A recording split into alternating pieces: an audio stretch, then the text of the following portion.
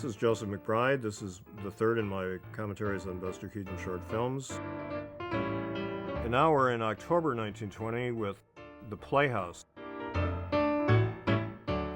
Films, a real tour de force of filmmaking that really plays with the medium in an amazing way. And in the first 6 minutes of the film that you'll be seeing, Buster Keaton plays all the parts. And the reason he did that, what got him going on this, was that he had broken his ankle on a film that he had started shooting called The Electric House. So he had to put that one aside, and he finished it later. But usually he did all kinds of acrobatic stunts, but in this one he said, we don't need falls or chases, I'll be the entire cast. So he thought of doing that, and so the camera work is more static, but there's a lot happening in front of the camera, but there's not as much running and jumping as there would be in the usual Buster Keaton film. And Tom Dardis, who wrote a biography of Keaton called Buster Keaton, the Man Who Wouldn't Lie Down, thought that perhaps Keaton had been prompted by a slogan that was used when he was a child actor in vaudeville. Little Buster Keaton is a whole show within himself. He's a regular theater. It's time to give a tribute to his cameraman, Elgin Leslie, who never gets mentioned.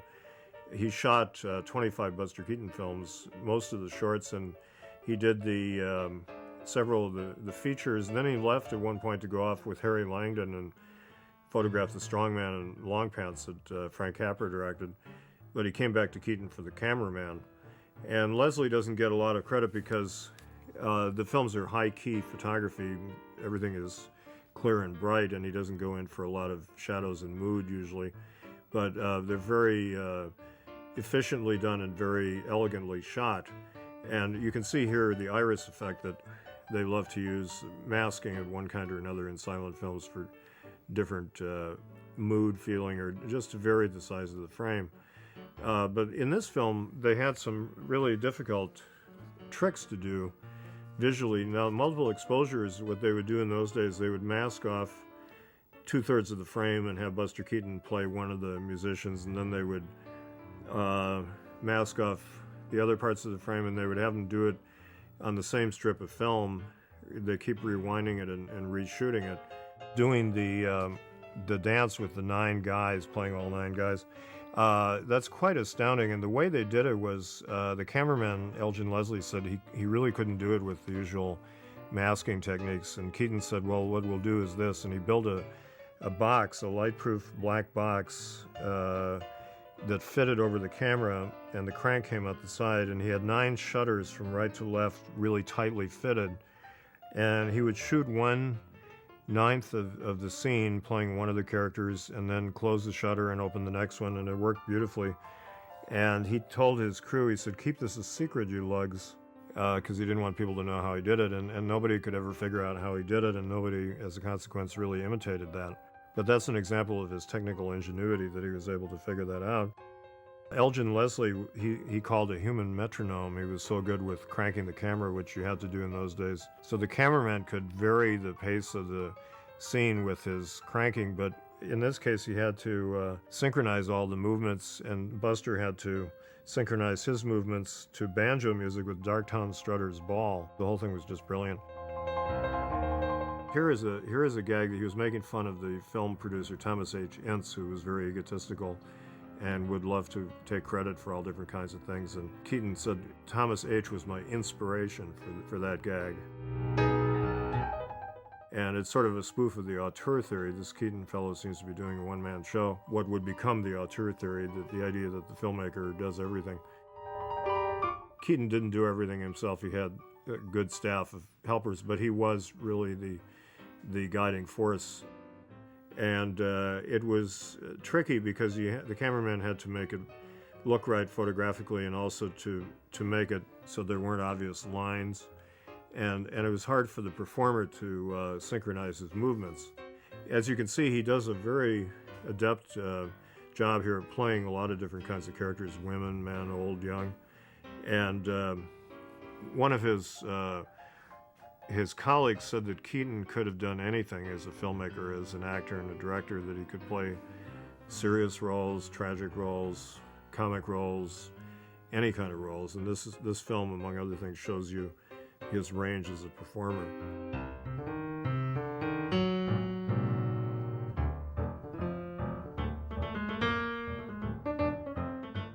Buster Keaton playing all these parts.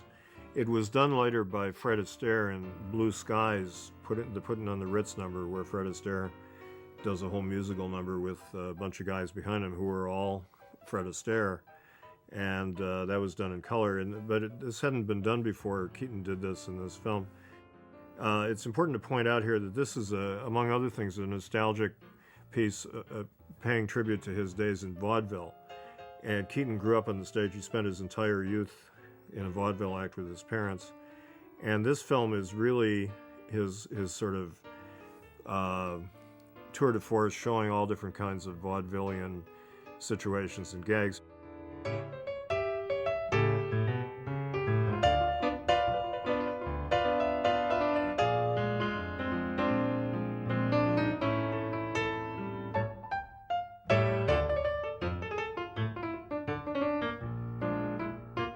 So now we find out it's a dream, but he plays a wonderful gag here. He makes us think this is the typical situation in old melodrama of the guy evicting somebody from his home. Big Joe Roberts, who is his foil, comic foil in almost all his short films, appears to be the heartless landlord who's kicking him out. And he's got his hat under the bed where the chamber pot would be. But now as we pull back here, we will see that this is actually a stage set that they're striking, and Joe Roberts is the stage manager.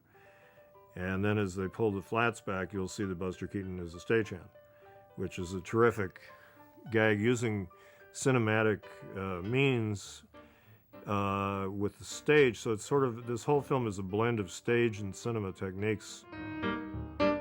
This shows the kind of intellectual nature of Keaton's comedy, that he's punching the time clock, and it's sort of a verbal pun. He loved puns, but it's a visual version of a verbal pun, and he depends on the intelligence of the audience to quickly figure these things out. Now, this business with the hole in the floor is one of his favorite gags on the stage. He did all kinds of things with holes and vanishing techniques. Here is Virginia Fox, who was the leading lady in a lot of his short films. And she was somebody he found very good collaborator because she was physically very lively and game and could do all kinds of things. She plays one of these girls. The other one looks like her. They're supposed to be twins. But Virginia Fox later married Darryl F. Zanuck, the famous producer, studio executive, and she was married to him for many years, from 1924 onward. And so now there are many personal elements in this film.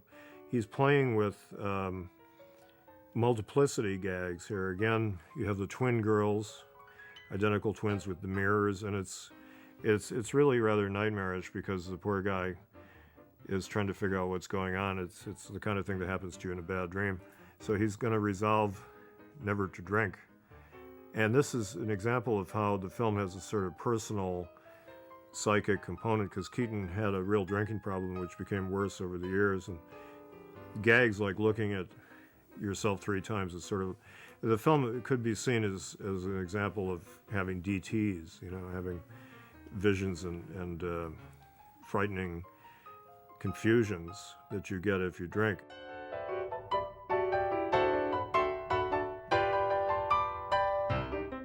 Now he's going to write down, I resolve never to drink anymore, but just as much. So he's playing with the audience, doing different kinds of things. Now he's got a gag here with the 2 guys who are apparently twins or brothers, but they're each one-armed, and again, that's a rather disturbing image. But he has gags with them where they're applauding together using each arm that they have. Now the monkey business.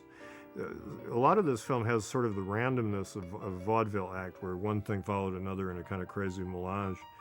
And it gives the film a sort of random feeling, which in a way you could say is a flaw of the film, but you could also see it as a virtue of the film, that it's truly surrealistic, that it's one crazy thing after another. As S.J. Perlman said, life is just one damn thing after another, and that's kind of what this film says.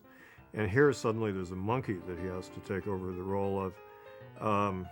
He apparently had encountered a chimpanzee in London when he was on the stage in 1909. The monkey was called Peter the Great. And he did a lot of these kind of things where he would dress up and sort of act like a human. But it's disturbing to see Buster playing a monkey. And you could sort of link this with the drinking and the nightmarish aspect of this film, that he's become a sort of a subhuman creature. And it makes me think of Dr. Jekyll and Mr. Hyde, the Frederick March version, where he's very ape-like, or the Jean-Louis Barrault version, the Jean Renoir directed, The Testament of Dr. Cordelier, where he's even more ape-like.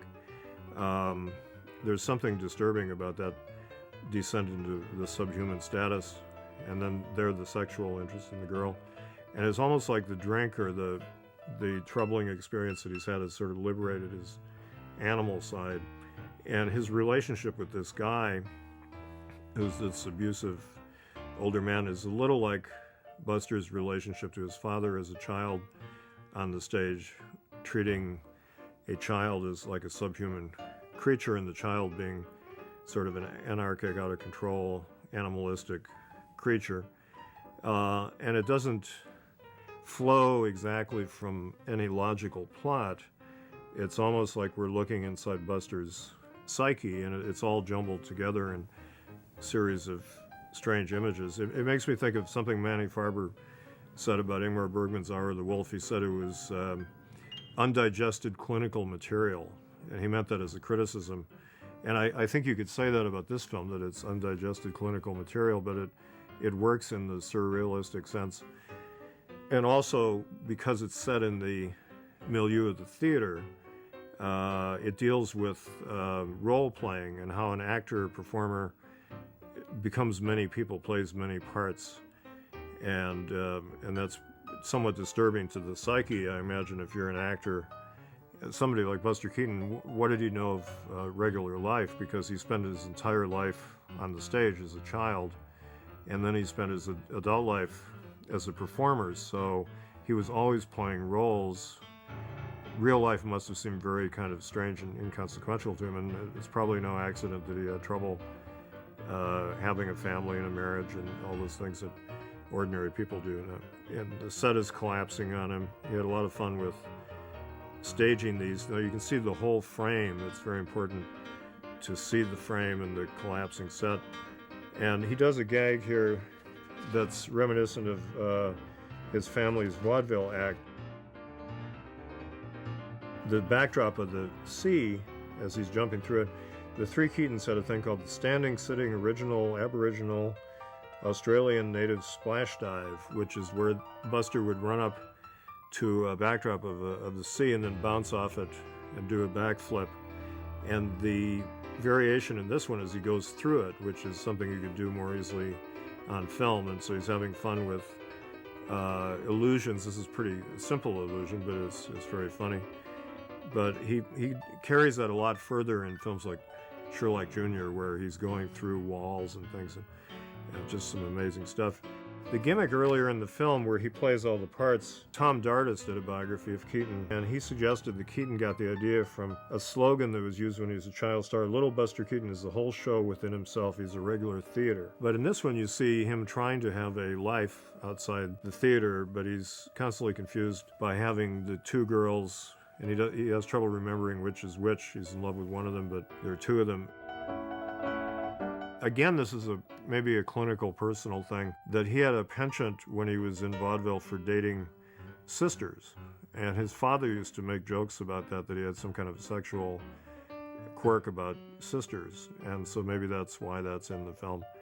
Now he's recruiting zouaves. And for people that don't remember what zouaves are, I think what we know them most as is papal guards.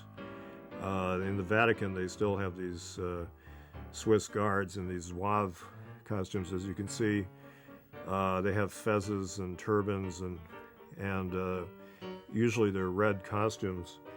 And they're actually North African in origin. Came from the Zouawa tribe of Berbers, and the French colonial army adopted this kind of uniform. And they fought in the Crimean War, and then in the American Civil War, oddly enough, both sides had soldiers dressed as zouaves. Now he's using trick photography with the stop motion effect to move the actors around, kind of like Busby Berkeley did later on in his films.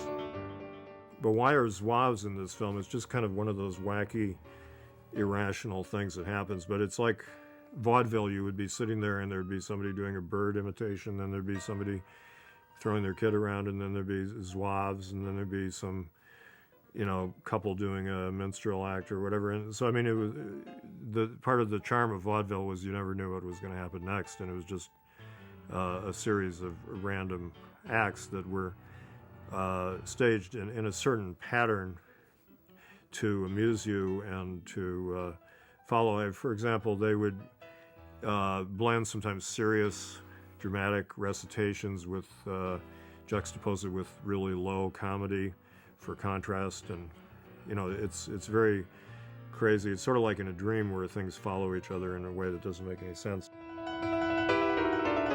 But Keaton loved to show things like collapsing scenery.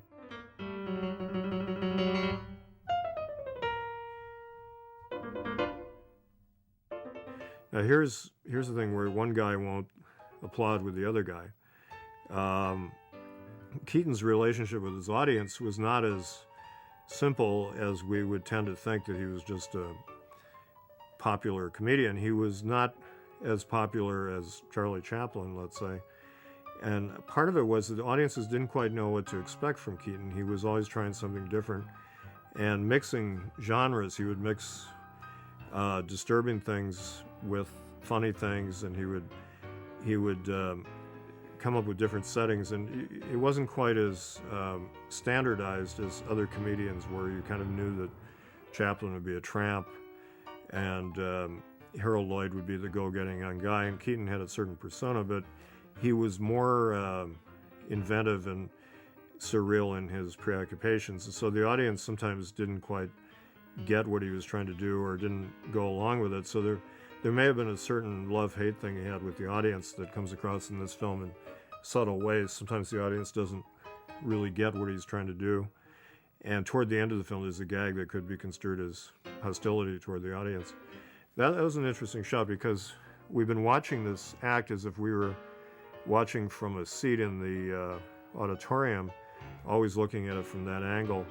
But then there was a shot looking down at the guy from above, which was completely different angle. So that was just a rather jarring cut.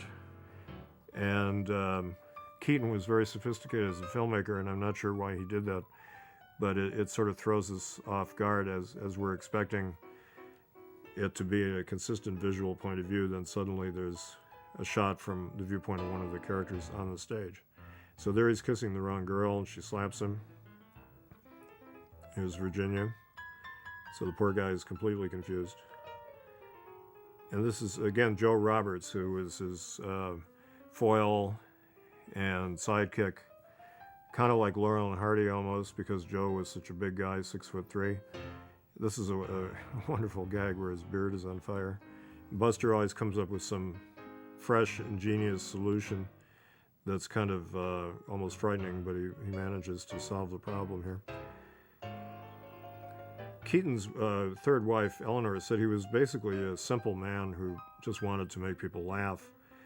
And yet, if you look at the films, there's such sophisticated construction and direction that he was not a simple man intellectually, but the way he talked about things was never pretentious.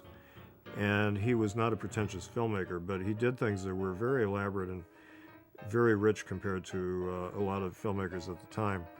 So I think you'd have to say he was a very complex man who appeared to be a simple man. He was not well educated because he spent his whole life in the theater and hardly went to school. I think he was in school for one day. But he learned from reality and from doing things and from playing with objects. This is probably his most, well, I was going to say his most surrealistic film, but I guess Sherlock Jr., his short feature, is even more surrealistic. But this is a real feat of surrealism. It's very nightmarish, even though it's a tribute to vaudeville. There are a lot of aspects of it that are kind of disturbing. he has fun with it, but it's somewhat of a chilling film. So I think his life was somewhat troubled as a boy in vaudeville. His father would throw him around the stage. That was the essence of their humor, was sort of making jokes about child abuse, with the little boy being tossed around. And the very name Buster came from Harry Houdini, who was a friend of the family, the escape artist who picked up the boy after he fell down a flight of stairs and said he really took a buster, which was slang for a fall. And Keaton could take falls better than anybody else and sort of bounce back from them, and his resilience and endurance was part of his charm. But it came from taking a tremendous amount of abuse and suffering and doing it in a stoical way. And the whole fact that he didn't smile evolved from that kind of attitude that he had of stoicism. Now, the business with the water pouring into the audience was very funny, I thought, where it just sort of assaults the audience, and that could be construed as a bit of hostility toward the audience for not fully getting or going along with all the gags. You just dry them out of the theater with a flood. It makes me think of Sam Fuller, the great director who made, I think, the greatest war movies. He said once that the best way to make a war movie would be to have somebody with a gun behind the screen and shoot the audience so they'd really understand what war was like. And he said, you can't do that. But Keaton is kind of doing that with this, assaulting the audience with the flood that his character has to live through, and sort of make them experience what he experiences.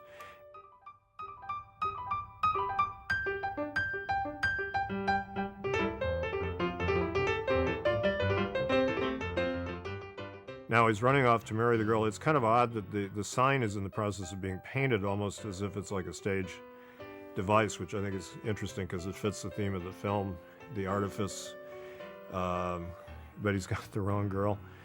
But the reason he's got the paint going on is he's going to mark the girl so he doesn't get her confused with the other one, which is quite funny. And it's sort of a gag on the interchangeability of Keaton's leading ladies. So there is quite an astounding directorial tour de force and actor tour de force.